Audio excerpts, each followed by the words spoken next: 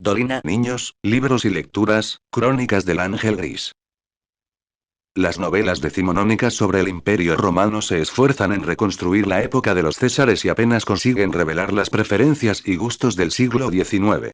Sucede que los cónsules, los senadores y los emperadores no pueden disimular el acento de las tertulias parisinas, por mucho que se esfuerce el escritor. Esto no debe apuntarse como un reproche sino más bien como una fatalidad que conviene saber antes de la lectura.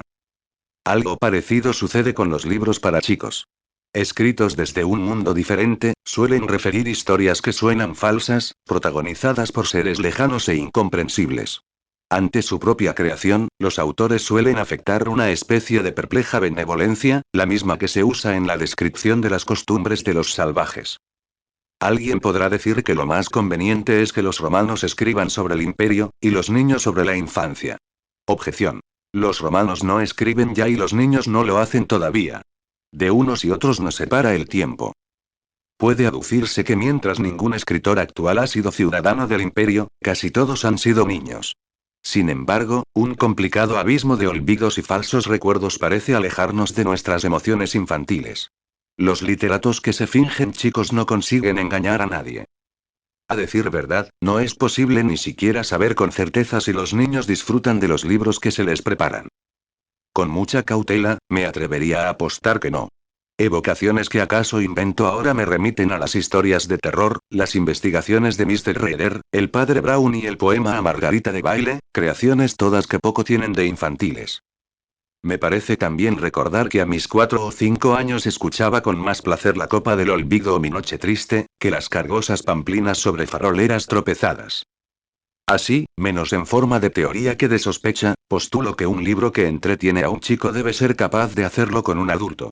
Desde luego, la admiración no sirve en el orden inverso. Toda obra necesita una información previa por parte del lector para ser comprendida. El cuento El Inmortal, de Jorge Luis Borges, resultaría incomprensible, o insulso, para quien desconociera la existencia de Homero. La medición de un hexámetro exige saber latín. Presiento, sin embargo, que miles de cuentos y novelas pueden ser leídos sin penuria por los chicos y sin aburrimiento por los mayores. Los ejemplos son tan contundentes que me avergüenzan. La isla del tesoro, los cuentos de Oscar Wilde, las mil y una noches, las maravillas y horrores de la mitología clásica.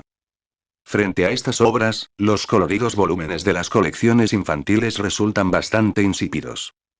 A veces me palpito que muchos de estos textos son estropeados por la intención edificante. Alguien me dijo una vez que en verdad ocurre lo contrario.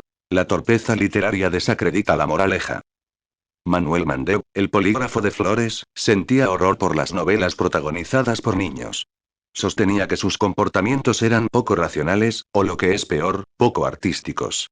Recomendaba insuflar a los pequeños personajes la mayor gravedad, pues entendía que los chicos son generalmente serios y aborrecían la socarronería. Mandep creía que el amor a los niños era una virtud literaria capaz de redimir cualquier defecto. El cariñoso esfuerzo conmueve a los pibes aunque no lo confiesen, decía.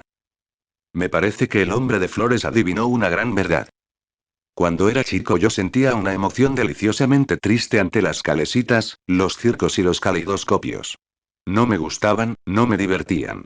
Pero me hacían sentir una inmensa piedad por aquellas gentes, más inocentes que yo, que trataban de agradarme con ingenio modesto. De entre mis juguetes infantiles recuerdo una cimitarra de madera que me trajo mi padre. Mis juegos no incluían las gestas sarracenas, de modo que no pude sacarle mayor provecho. Pero allí estaba el amor del hombre aquel que tal vez no me comprendía. Por eso creo en el criterio de Mandep. El amor de un poeta puede ser más eficaz que un buen argumento. Más tarde he reconocido aquellos sentimientos de la niñez al recibir algún regalo demasiado humilde. En los años dorados, un grupo de maestros melancólicos del barrio del Ángel Gris preparó un libro de lectura escolar diferente de todos.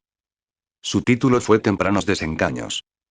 Contaba con textos de Manuel Mandeb y Jorge Allen, la docente Etelia C. de Dot y otros oscuros literatos del barrio.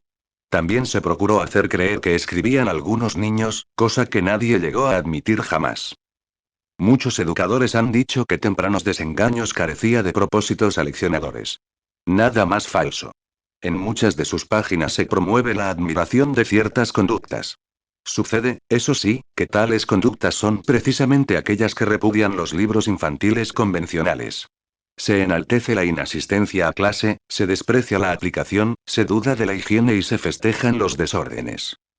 Hay cuentos, poesías, notas y canciones, entre las que sorprende encontrar la milonga Cóbrate y dame el vuelto.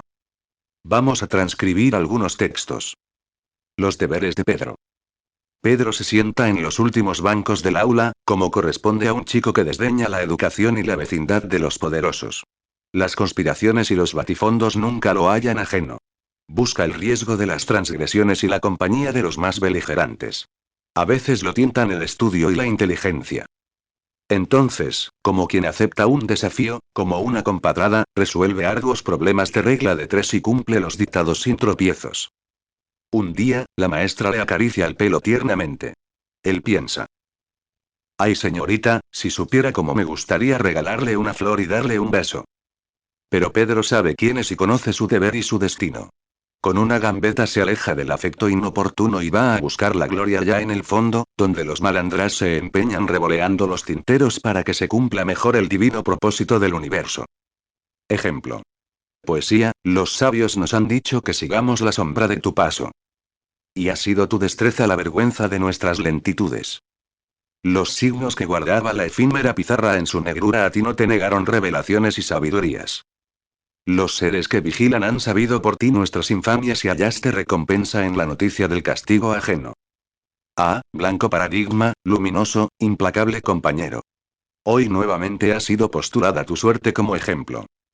El numeroso patio tu sangre dibujada vio en el suelo y el rumbo de mis golpes siguió la blanca popa de tu miedo. Así supieron todos después de tu derrumbe en el recreo las viabas que promete mi zurda a los traidores del colegio. Los niños precoces, por Manuel Mandep. Algunos chicos dan frutos tempranos, no lo niego.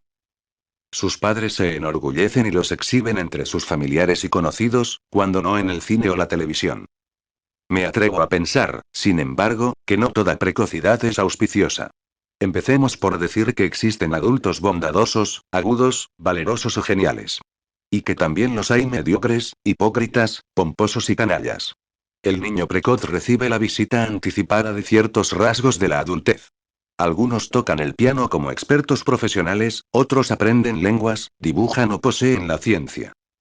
Pero hay chicos cuya precocidad consiste en adquirir antes de tiempo el tono vacío y protocolar de las conversaciones de sala de espera, y aprenden a los 6 años la filosofía de los tontos satisfechos. Así anda el mundo, doña Juana, que se gana discutiendo, don José, hablando se entiende la gente, Carlitos, también repiten el lenguaje de las revistas y hacen suyas las respuestas de los reportajes más vulgares.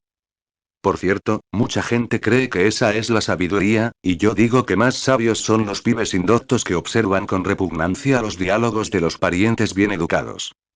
Ojalá surjan muchos niños prodigio que se apropien del genio con impaciencia. Pero para ser un papanatas, me parece que no hay apuro. El niño que fue a menos. La señorita Claudia le pregunta a Ferro. ¿Quién fundó la ciudad de Asunción? Ferro lo ignora y lo confiesa. La maestra intenta por otros rumbos. Tissot. No sé, señorita. Rosy. Silencio. El ambiente se pone pesado porque quizá la señorita Claudia enseñó aquello el día anterior. Maldonado. Nada.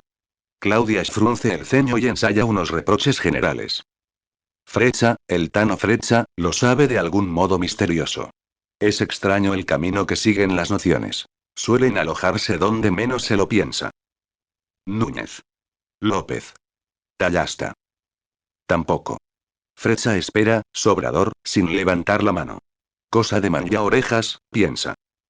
La señorita Claudia se dirige a las niñas y pronuncia el nombre Amado. Frecha está muy lejos para soplar y la morocha que lo enloquece no puede contestar. De pronto, la maestra lo mira. Frecha. Y el niño Taura, que tal vez necesita anotarse un poroto, se levanta, mira hacia el banco de la morocha y dice casi triunfal. No lo sé. Si es que nadie lo sabe, estará bien no saberlo. Frecha se sienta y se oye entonces, como en una horrible blasfemia, la voz de Campos, injuriosa. Juan de Salazar. Pasaron los años. La morocha no conoció el amor de Freccia ni tampoco su gesto elegante y generoso. Si alguien califica estas lecciones en alguna libreta celeste, Freccia tendrá un 9. Y si ni siquiera existe esa libreta, entonces tendrá un 10. Una pelea. Me empujaron a la salida. Hubo un tumulto blanco y después de una rápida investigación quedé frente a frente con Carlos. ¿Qué empujas? Se formó una rueda. Alguien gritó. Fajalo. Niñas aterrorizadas se sumaron al grupo. Carlos se puso muy colorado. Manos crueles lo empujaron hacia mí. Tito, falso caudillo y sujeto temido, me dijo. Dale, ¿o le tenés miedo? Entonces le acomodé una piña y ahora ya sé que soy cobarde. Tempranos desengaños no fue aprobado por las autoridades escolares. Puede afirmarse que pocos chicos lo leyeron. Sin embargo, como si alguien les impartiera preceptos secretos, aún hoy, en el tiempo de los refutadores de leyendas, hay niños que se siguen sentando en los últimos bancos y también hay hombres que lejos ya de la escuela se apartan de las ventajas y de las oportunidades fáciles. A esos, a los del fondo, a los que pudiendo sentarse en el primer banco lo rechazan, a los que no figuran como ejemplos en los libros de lectura, a los espíritus lunares, a los alumnos de coraje y honor que, según presiento, no leen obras como esta, a todos ellos, tardíamente, los abrazo ahora, cuando ya no me lo impiden las mezquindades que cargué en mi niñez.